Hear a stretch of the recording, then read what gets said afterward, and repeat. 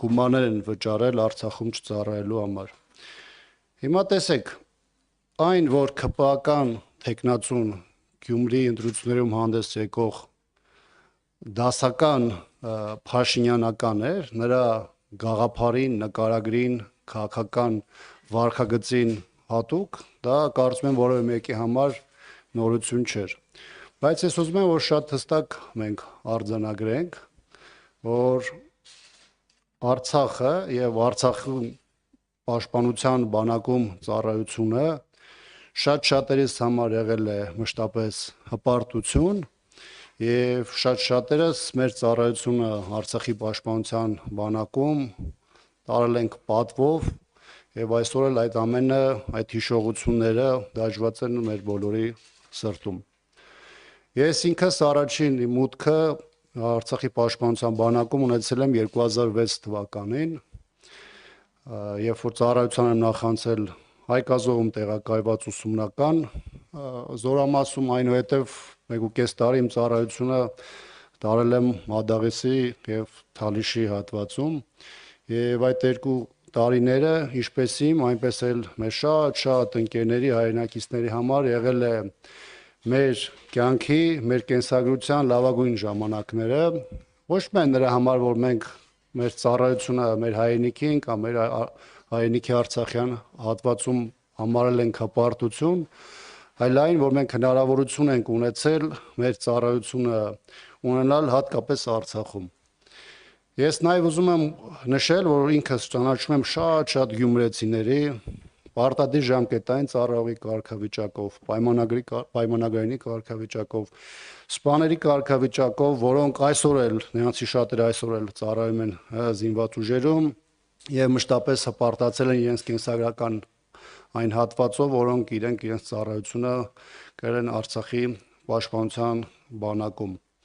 Ես կարծում եմ, որ երեք տեղի ունեցած Գյումրի ու տեխնացուների այդ բանավեճում ըստ էության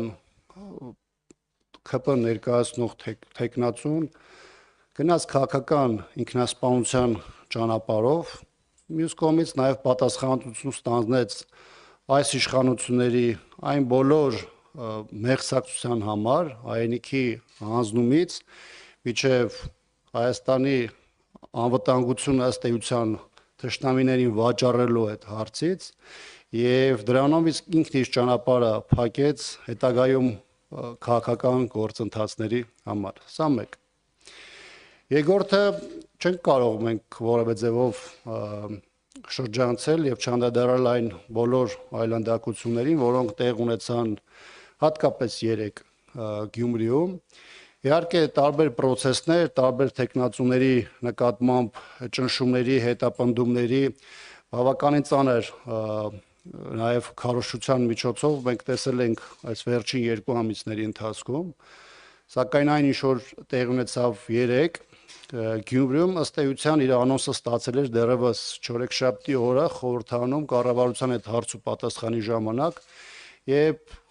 քաղաքական իշխող մեծամասնության ղեկավարը խորհրդանի ամբիոնից ըստ էության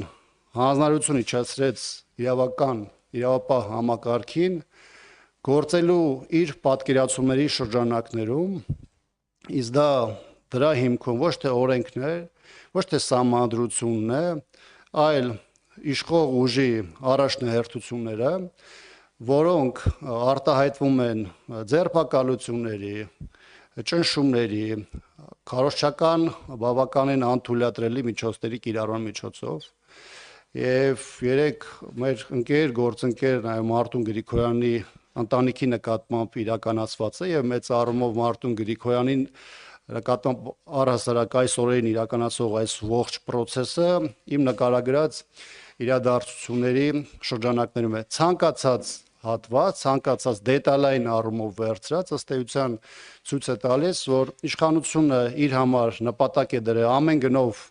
վերցնելու Գյումրիում իշխանությունը եւ այդ ճանապարհին որևէ բանի առաջ չի կանգնելու։ Ես չեմ կարող նաեւ չհիշատակել նաեւ երեք տեղի ունեցած մեկ այլ միջադեպ նաեւ Պեկալ տեխնացու Կարեն Սիմոնյանի եւ նրա շտաբի նկատմամբ օրեր առաջ Ռուբեն Մխիթարյանի նկատմամբ քննչական տարբեր տարօրինակ զանգերի միջոցով եւ այլն, այնպես որ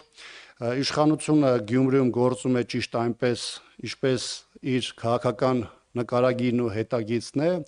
եւ ամեն ինչ անելու է բոլոր այդ թվում անթույլատրելի միջոցներով Գյումրիում ունենալ իշխանություն։ Շնորհակալություն։ Ակտոր, խնդրեմ ձեր հարցը։ Պարոն Աբրահամյան, այնուհանդերձ դուք բացառում եք, որ օրինակ եղել են դեպքեր, որ մարդիկ գումարի դիմաց կարողացել են հասնել նրան, որ Արցախում չծառայեն։ Ես չեմ կարող նմանատիպ դեպքերը որևէ ձևով հերքել։ Երեք տեղ ունեցած բանավեճի ժամանակ, եթե չեմ սխալվում, հենց Ռուբեն Մխիթարյանն էր անընդհատ պահանջում, որպեսզի ԿՊԱ-ական տեխնացուն ներկայացնի կոնկրետ օրինակներ, որտեղ այն ինչ որ նկարագրվեց այդ բանավեճի շրջանակներում, բնականաբար կոնկրետ քրեական էլեմենտներ իր մեջ պահանջում եւ բնականաբար նորմալ իրավական պետության դեպքում դրան պետք է տրվի համապատասխան ընթացք։ Ես կարող եմ ձեզ ասել միանշանակ, որ այսօր, երեք եւ աղը ցանկացած process, որտեղ կարող է դիտվել կաշառքի արևոտ կաշառքի դրսևորում, հատկապես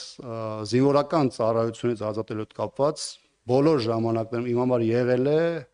կա եւ մնալու է դատապարտելի արարք, որը պետք է ամենախիտ ձևով լինի պատժելի։ Իրականում, խնդրեմ ձեր հարցը։ Ես որպես այս հարցի շարունակություն եւ մեկ ուրիշ հարց ունեմ, այն ամենիվ պարոն Աբրահամյան, տեսեք, այդ հայտարարությունն արդյոք հաղորդում չի հանցագործության մասին, ձեր կարծիքով ինչու է իրավապահ մարմինները հապաղում, առնվազն Սարիկ Մինասյանը չէր հրավիրվելու մինչ այս պահ հարցաքննության, հաշվի առնելով, որ նախընտրական շրջանում իրավապահ մարմինները շատ արագ եւ օպերատիվորեն արձագանքում են մյուս տեխնացուների վերաբերյալ, հա, տեղեկություններին, հայտարարություններին, անանուն ձայնագրություններին, ինչով եք սա պայմանավորում, եւ երկրորդ հարցը, իշխանությանը չի հաջողվում Ադրբեջանի հետ հասնել խաղաղության պայմանագրի ստորագրմանը, չնայած որ հայտարարել են, որ համաձայնագիրը պատրաստ է ստորագրման, կետերի շուրջ կա ձեռքբերված պայմանավորվածություն, բայց Ադրբեջանը շարունակում է նախապայմանների լեզվով խոսել, սա արդյոք ձախողում չէ, հա, Նիկոլ Փաշինյանի կոնկրետ անձի որպես բանակցողի, եւ եթե այդպես է, արդյոք նրան անվստահություն հայտնելու գործընթաց ընդդիմությունը կսկսի խորհրդարանի մակարդակով։ Շնորհակալություն։ Եթե ձեր ենթահարցերից որը մեկը մոռանամ, խնդրում եմ ինձ հիշեցրեք, որտեղ բավականին բազմաշերտ էր։ Կոնկրետ Գյումրիի հետ կապված երեկվա բանավեճի ժամանակ ըստ էության բավականին շատ հարցադրումներ հնչեցին, որոնք հաղորդում էին հանցագործության մասին, բայց երկու բան այստեղ նախ պետք է առանձնացնել։ Առաջինը, եթե եղել է նման փաստեր, եւ նման փաստեր եղել են նախքին բոլոր ժամանակներում, ապա դրանց հետ կապված պետք է լինեին իրավական process-ներ, ընդ որում մինչև 2018 թվականն էլ եղել են բազմաթիվ հարցեր զինվորական ծառայության հետ կապված, որոնց հետ կապված եղել են իրավական process-ներ, մարդիկ են նստել, տարբեր ժամանակահատվածով ազատազրկման ենթարկվել եւ այլն։ Այսինքն մենք չենք խոսում իդեալական իրավիճակի մասին, երբ որ չի եղել որևէ կոռուպցիոն դրսևորում կամ որևէ փուլում որևէ անձ չի փորձել գումարի միջոցով հասնել որևէ խնդիրների լուծմանը։ Հիմա այլ բան է, որ այս իշխանությունը, որի տեխնացուն ներկայացված էր այդ բանավեճում, արդեն 7 տարի իշխանության է, եւ եթե նրանք այս 7 տարվա ընթացքում տիրապետել են նման տեղեկությունների, որոնք եղել են պայմանականորեն մինչև 2018 թվականը եւ որևէ քայլ չեն ձեռնարկել, դա արդեն խոսում է նրանց այս գործընթացում ունեցած հանցավոր լռության մասին, սա եւս իմ կարծիքով նաեւ իրավական գործընթացի առարկա է, կամ այն հնարավոր փաստերի մասին, որի մասին խոսում էր ԿՊԱ-ական տեխնացուն, ակնհայտորեն ստում էր, որովհետեւ նրանից պահանջեցին փաստեր, ինչը գոնե այդ բանավեճի ժամանակ չներկայացվեց։ Հիմա հայ-ադրբեջանական բանակցային գործընթացի հետ կապված երեք չափազանց